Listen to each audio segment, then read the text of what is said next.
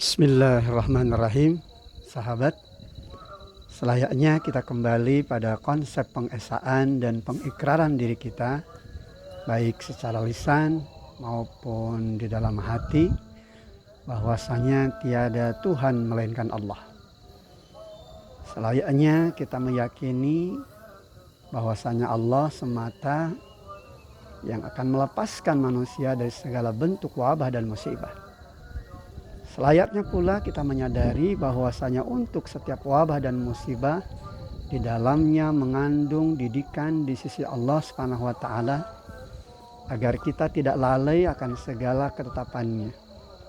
Karena di saat Allah Subhanahu wa taala datangkan wabah dan musibah, sesungguhnya Allah Subhanahu wa taala tengah mengingatkan kembali hamba-hambanya agar kembali menuju jalannya yang lurus, berpijak pada ruh tauhid yang menjadi pondasi hadirnya perlindungan dan pertolongan dalam makna yang sesungguhnya.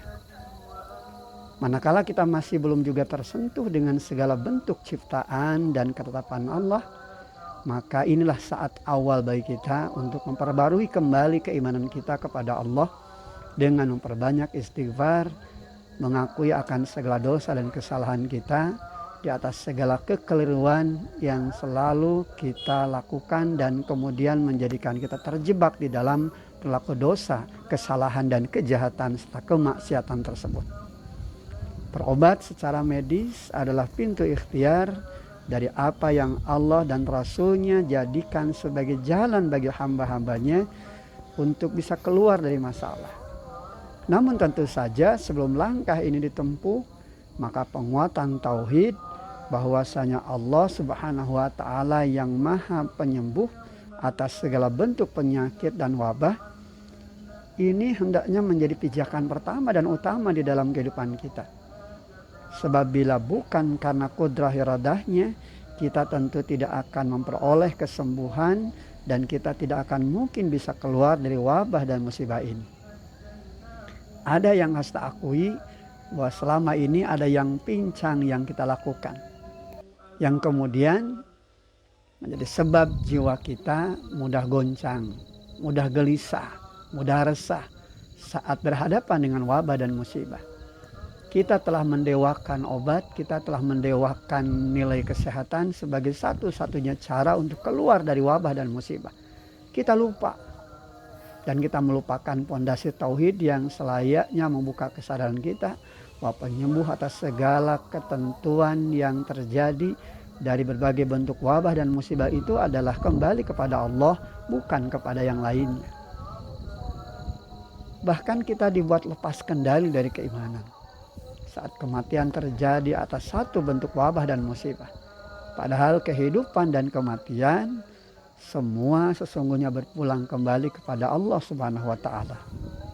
Alladzi khalaqal mauta wal hayata liyabluwakum ayyukum ahsanu amala. Dialah Allah yang telah menjadikan kematian dan kehidupan untuk menguji manusia, siapa yang paling baik amalnya. Sahabat, yakinlah bahwa untuk setiap penyakit ada obatnya, kecuali pikun dan kematian. Namun perkuatlah keimanan bahwa saat kita berobat sejatinya kita sedang menjalankan syariah Allah melalui pintu ikhtiar yang kemudian diawali langkah-langkahnya dengan memurnikan dan memahasucikan Allah dengan semurni-murninya tauhid. Saat kematian pada akhirnya harus terjadi, maka inilah bagian dari qadarullah, di mana semua berjalan atas kehendak Allah. Saatnya kita refresh kembali keimanan kita agar jalannya pertolongan dan perlindungan Allah makin dekat dalam kehidupan kita. Saatnya pula kita hidup di dalam ketaatan, bukan hidup dalam penentangan, bukan hidup dalam arogansi apalagi kezaliman, baik dengan perkataan maupun perbuatan.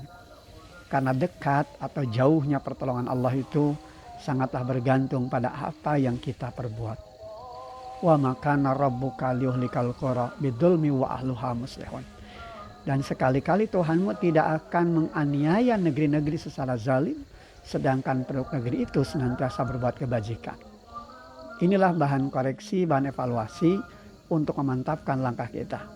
Berobat adalah bagian dari ikhtiar kita Namun tentu saja itu bukan segala-galanya. Ada kata kunci yang harus kita sadari, bahwasanya pertolongan, perlindungan, kesembuhan atas segala bentuk wabah dan musibah kembali kepada Allah Subhanahu wa taala. Maka bermohonlah kepada sumber pertolongan, sumber perlindungan di dalam kehidupan kita, yakni kembali kepada Allah dengan langkah tauhid, memurni-murnikan tauhid dan menghadirkan nilai tauhid itu sebagai pijakan di dalam kehidupan. Hasbunallah wa ni'mal wakil, ni'mal maula wa ni'man nasir. Cukup Allah sebagai pelindung dan cukup Allah sebagai penolong. Walhamdulillahirabbil alamin. Wassalamualaikum warahmatullahi wabarakatuh.